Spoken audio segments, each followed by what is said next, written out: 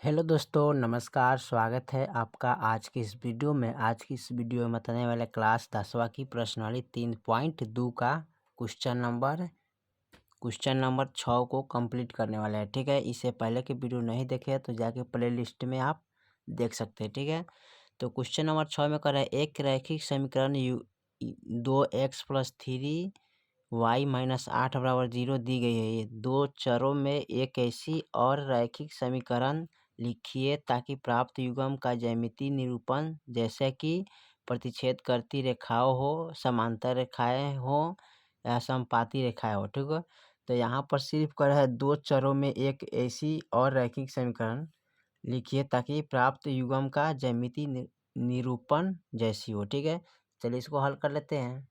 चलिए तो यहाँ पर लिखेंगे दिया हुआ समीकरण। ठीक है, तो दिया हुआ समीकरण कितना है, यहाँ पर लिखेंगे 2x+3y-8 बराबर 0। ठीक है, यहाँ पर लिखेंगे चूँकि हम जानते हैं कि प्रतिच्छेद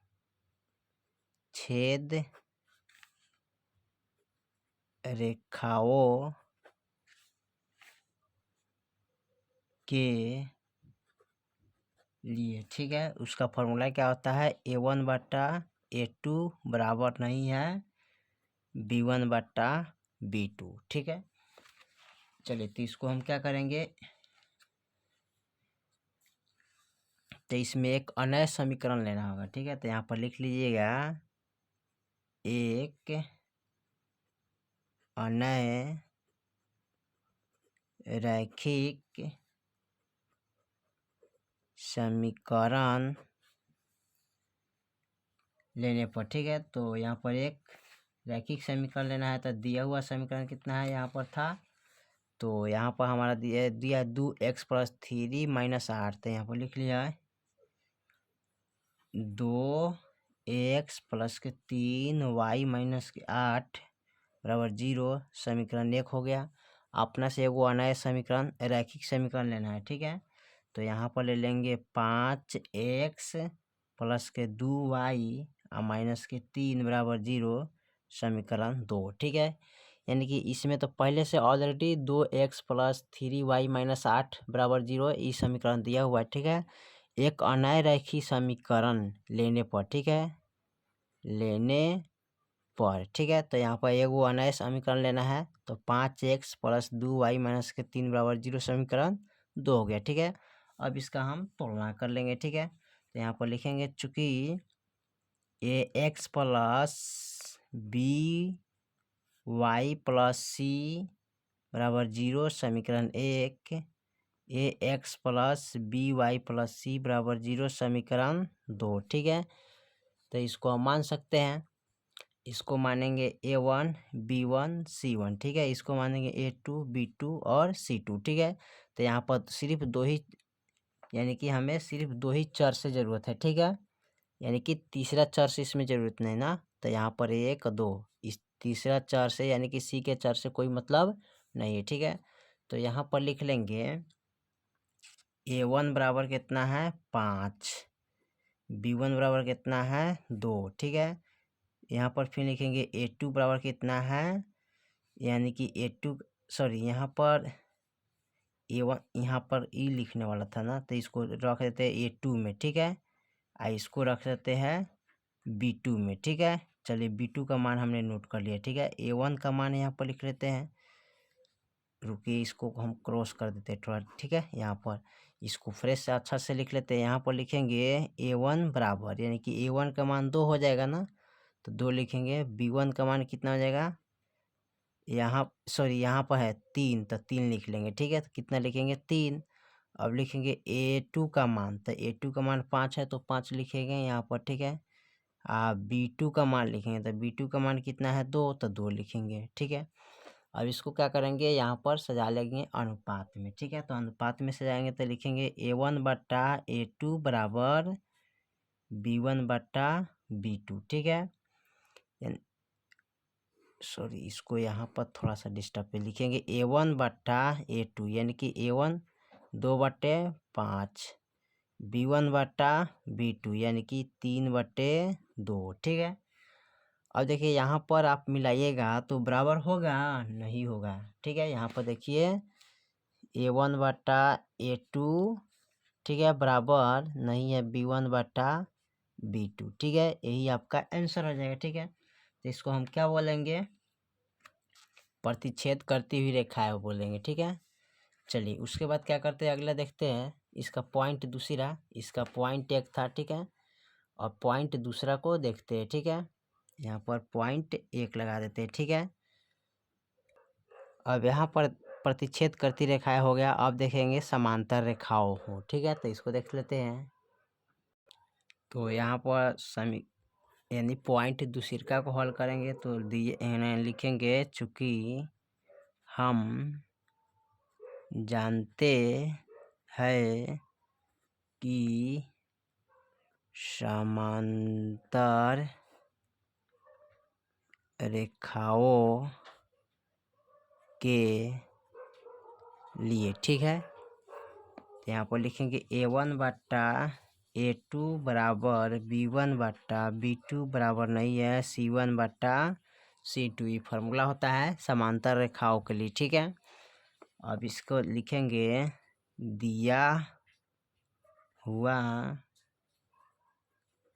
समीकरण कितना है, 2x प्लस के 3y माइनस के 8 बराबर 0, समीकरण 1 हो गया।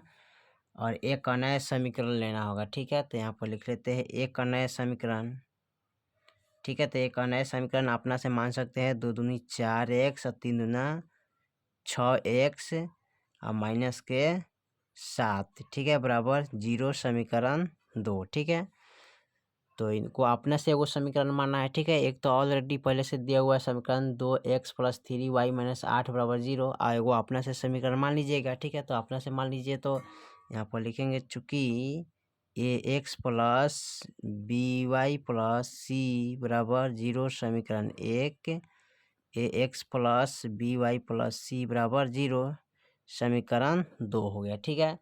तो समीकरण 1 का मान समीकरण 1 में रखेंगे, समीकरण 2 का मान समीकरण 2 में रखेंगे, ठीक है। तो यहाँ पर चलिए रखते हैं, इसको A1 मानते हैं, B1 C1 A2 B2 और C2 हो गए ना। तो यहाँ पर लिखेंगे A1 बराबर, यानी कि A1 का मान है 2 तो 2 रखेंगे, B1 बराबर यानी B1 का मान है 3 तो 3 रखेंगे, और यहाँ रखेंगे C1 बराबर -8 है तो 8 रखेंगे। फिर उसके बाद A2 बराबर रखेंगे, तो A2 का मान है 4 तो 4 रखेंगे, B2 का मान कितना है 6 तो 6 रखेंगे, और C2 का मान कितना है 7 तो -7 रखेंगे, ठीक है। अब इसको क्या करेंगे, लिखेंगे A1 बट्टा A2 कितना है 2/4, और B1 बट्टा B2 यानी कि 3/6, ठीक है। उसके बाद रखेंगे C1 बट्टा C2 यानी कि -8 होता -7 रखेंगे, ठीक है, यहाँ पर, ठीक है। तो यहाँ A1 बटा A2 का मान है 2/4, और B1 बटा B2 का मान है 3/6, और C1 बटा C2 का मान है -8 होता -7, ठीक है। तो यहाँ पर देखिए कटेगा, 1 एकम 1, 2 दूनी 4, 3 एकम 3, 3 दूना 6, ठीक है।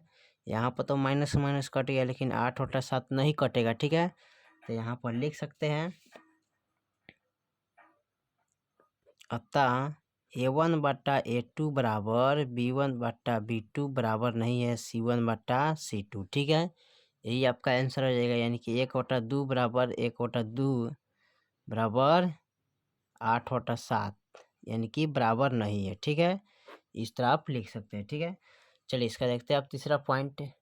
चलिए तो इसका तीसरा लिखेंगे यहाँ पर, ठीक है। लिखेंगे चूँकि हम जानते हैं कि समपाती रेखाओं के लिए A1 बटा A2 बराबर B1 बटा B2 बराबर C1 बटा C2, ठीक है। यहाँ पर हम आपको दिखा देते हैं, देख लीजिए। यहाँ पर दिया है प्रतिच्छेद करती हुई रेखाएं का हल हो गया, समांतर रेखाएं का हल हो गया, ठीक है। या समपाती रेखाएं को हल करना है, ठीक है। तो चलिए यहाँ पर इसको हल करते हैं। तो यहाँ पर A1/A2 B1/B2 और C1/C2 इसका मान क्या होता है, बराबर होता है तीनों का मान, ठीक है। तो यहाँ पर लिखेंगे दिया हुआ समीकरण कितना है 2x, ठीक है, प्लस का 3y माइनस का 8 बराबर 0, समीकरण 1। और एक का नया समीकरण ले लीजिएगा, ठीक है, ताकि बराबर में 2 दूना 4x प्लस 3 दूना 6x माइनस का 8 दूना 16 बराबर 0, समीकरण 2 हो जाएगा, ठीक है। अब यहाँ पर इसको लिख लेंगे, चूँकि ax plus by plus c बराबर 0, समीकरण 1 हो गया। ax plus by plus c बराबर 0, समीकरण 2 हो गया, ठीक है। a1 हो गया b1 c1 a2 b2 c2, ठीक है। अब यहाँ पर लिखेंगे a1 बराबर 2, b1 बराबर 3 तो 3 लिखेंगे, c1 बराबर -8 तो -8 लिखेंगे, a2 बराबर 4 है, ठीक है, यहाँ पर 4 लिखेंगे। और b2 बराबर कितना है, b2 बराबर यहाँ पर लिख सकते हैं 6 तो 6 लिखेंगे। और c2 बराबर कितना है -16 तो -16 लिखेंगे, ठीक है। चलिए उसके बाद क्या करते हैं, इसको लिख लेते हैं ऊपर नीचे। यहाँ पर लिख लीजिएगा A1/A2। तो A1 का मान कितना है यहाँ पर 2 और B2 का मान कितना है, यानी कि A2 का मान है 4, B1/B2 यानी कि 3/6, C1/C2 बराबर -8/-16, ठीक है। अब देखिए यहाँ पर कटाइएगा तो 1 एकम 1 2 दूना 4, 3 एकम 3 3 दूना 6, ठीक है, ये भी कट गया, माइनस माइनस कैंसिल, 8 एकम 8 8 दूनी 16। देखिए यहाँ पर तीनों का मान बराबर है ना, तो यहाँ पर लिख सकते हैं अतः A1/A2 बराबर B1/B2 बराबर C1/C2, यानी कि 1/2 बराबर 1/2 बराबर 1/2, ये क्या है बराबर है, यही आपका आंसर हो जाए, ठीक है। चलिए तो क्वेश्चन नंबर 6 आपका कंप्लीट हो गया। और क्वेश्चन नंबर 6 का तीनों पॉइंट को मैंने कंप्लीट कर दिया, ठीक है। फिर मिलते हैं अगले वीडियो में, तब तक के लिए जय हिंद जय भारत।